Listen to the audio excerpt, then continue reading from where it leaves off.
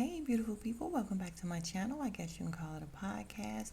We are finally back with another weekend wrap up. You guys, I have taken like maybe 3 weeks off from this, and it just so happens to be my sister's favorite, so I had to bring it back.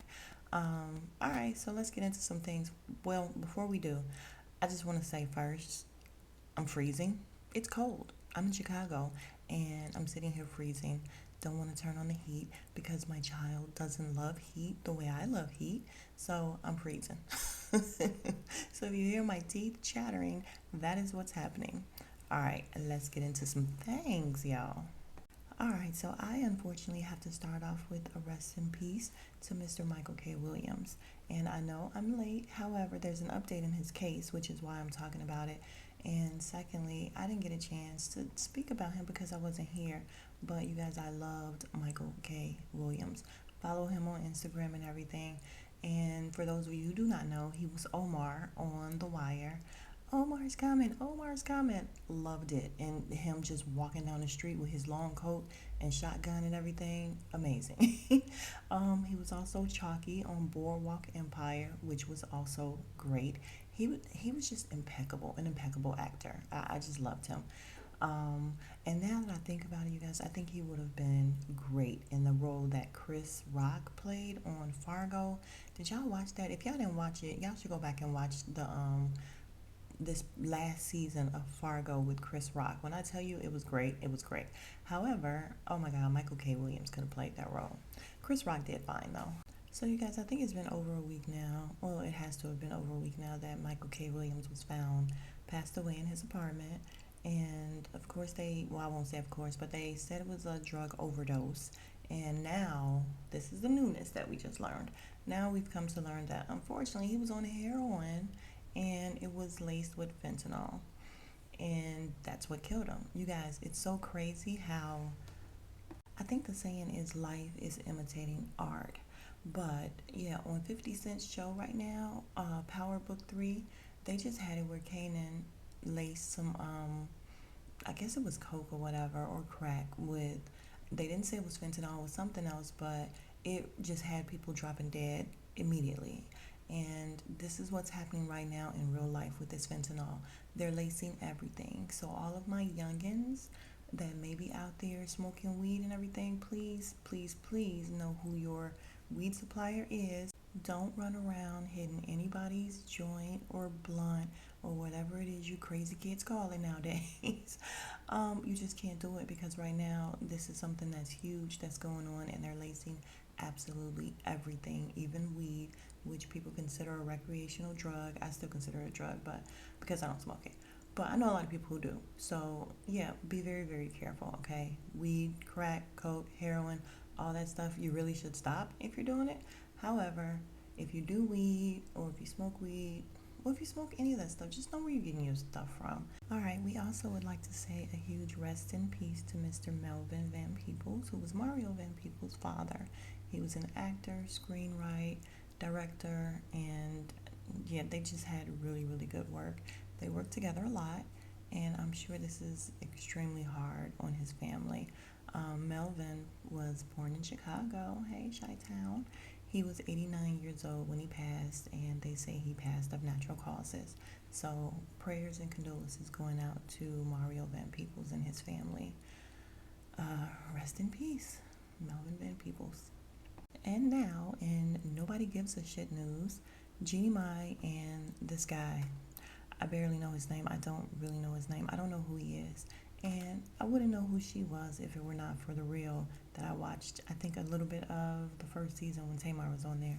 You guys, I don't give a shit about them being married. I don't give a shit about them being pregnant. I don't give a shit about them.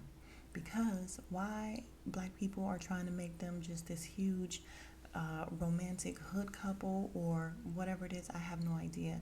Jeannie Mai said some suspect stuff on her show before, and suddenly we forget, saying something about how she would have a black man as her side piece or something.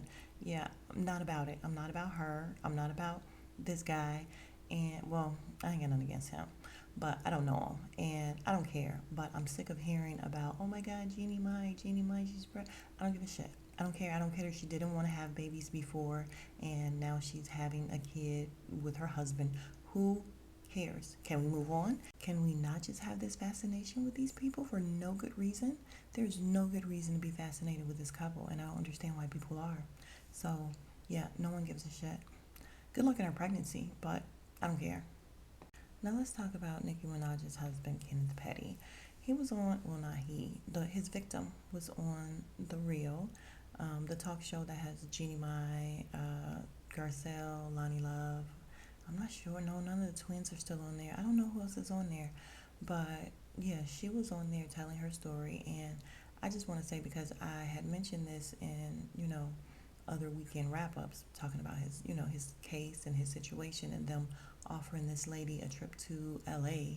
And she said they also offered her $20,000. They just had someone place it in her lap and she refused the money. And then they later told her, well, you should have kept that $20,000 because now we're going to use it to put, a hit on you. We're going to put it on your head now, basically. And I can believe it. It's ridiculous. And I'm not saying alleged because he went to jail for this. But the confusing part, you asked a couple of confusing parts of this. First of all, I'm confused as to why they are reaching out to her for help with him getting in trouble for not registering. What can she do? How can she help him? And I think that's what I said in the other one. I still don't understand how she can help him in that, but it's whatever. The second thing I'm confused about is he ended up doing 4 years in prison for attempted rape. However, she told her story, and in her story, he actually raped her. So I don't understand what, well, he allegedly, I'll say allegedly there because he wasn't convicted of actual rape. It was attempted rape. So yeah, that part is confusing. But what's not confusing is all these different stories that was going around about them, and they were both 16. Some people were saying that they were in a relationship. She said no, they were not. Some people were also saying that it was statutory rape, where she was just like 15 and he was 16 or 18 or something like that. No, that was not the case as well. This is actual alleged attempted rape, where she thought there was a gun to her back. He led her upstairs. She fought with him, said she held on to her pants as long as she could, and then she just stopped fighting and eventually threw something in his face, ran off to school, and reported it immediately. So, no, it was not statutory rape, because a lot of people like to dismiss this as statutory rape, like, oh no, they were in a relationship, but it was nothing because, they were together. She was just a little bit younger than him, and so, semantics. No, it was not semantics. This girl was traumatized. She's sitting up here crying, telling her story, reliving it. So, yeah, those things have been cleared up. Kenneth Petty is an alleged rapist. So he and Nicki Minaj need to just take a break. Well, she needs to take a break from social media, and he needs to just beat it all together. And yeah, I felt very sorry for this young lady. And hopefully, if she's suing them for any type of damages, I think I said this before, hopefully she wins. And yeah, you know what? I actually hope, because he pled guilty of not registering. We know he didn't. So maybe he should just have his, what is he out on, probation? Is that what it's called, probation? I think it's probation. Something like that. Send him back to jail. Yeah, I wouldn't mind that. Send him to jail. And now we're hearing that all of Nicki Minaj's barbs are calling her a clout chaser and everything. And no, I don't believe this lady is a clout chaser at all. I believe the same as my girl Rox said, she was doing this to protect herself, basically. If she has been threatened, which apparently she has, or at least she's alleging to have been threatened, if something happens to her, then, of course, we're going to know where it came from and what happened. I think it was a smart move. It was the best thing she could do. If somebody tell me I got money on my head, I'm telling any and everybody that'll listen. So, yeah, sue them. Get whatever you can, ma'am. More than 20,000, more than a trip to LA. And now, in a segment I like to call I Know You Fucking Lying, let's talk about how they are treating the Haitians at the border, you guys. And there is an update as of this morning that the 15,000 that were under the overpass or whatever, and I believe they were in Texas, Del Rio, Texas or something, yeah, they're all gone. However, they didn't say where they all went or how they got them all out. We see what they were doing to get them all out. And yeah, I have an issue with the fact that the president didn't do more than just say, hey, this is gross. What you guys are doing is just not cool. No, I'm going to need him to do more. I'm going to need Kamala to do more. because these images, and I really just want to show the images. You guys, look at what they're doing. And it kills me that these people feel so, oh my God, like they have so much authority when they have whips and guns and they're on horses and everything. But yeah, let them take that stuff off and get down and see what happened. I just cannot stand the treatment. These Haitians have been through so much. Haiti has taken hit after hit, earthquake. I mean, it's just been devastation after devastation. So, yes, that is why they are trying to get out of Dodge. So, we can understand that, right? So, why not treat them with a little more compassion? All right, sorry guys. I know I said we were moving on to something happier, but not yet. And I still haven't found that story yet. But let's talk about Kelly Price, you guys. Where is she? What's going on? Her story is just really weird. Apparently, she went missing after having COVID, and then her attorney came out and said, no, she's fine. She's not missing. She's recovering. And then her sister came out and said, no, me and the kids still haven't heard from her, so she's still missing.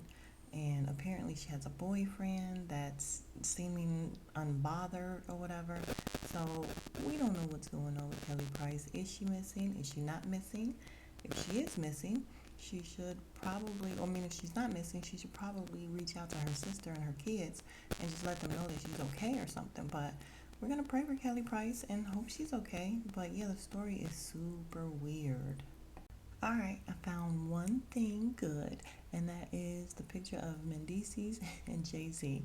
Y'all, Jay actually looked like he really wanted to take this picture, and he wasn't, pissed off about it. And the Shade Room comments, shout out to the Shade Room for this picture, but the Shade Room comments were hilarious, saying Mendeeces chose the dinner over the 500,000. You have to be there if you don't get that. Also, somebody said Mendeeces looked like he taking a picture with his real father. Look at the way Jay got his arm around him. And Mendeeces just looks so happy on the inside. I swear to God he does. And look at his caption. He don't need a caption. It's just him and Hove. Yeah, that caption says it all. You are happy. And I ain't mad at it. Yeah, both of these guys, adorable. I love it. That is my one happy story that I could find, you guys. So, thank you all for watching. If you are still here, you are my real MVP and I appreciate you. Please like, comment, and subscribe. And I will be back with the next video, which will probably be another All the Queen's Men video coming up soon. But until then, I will see you guys later. Subscribe, subscribe, subscribe, and smooches.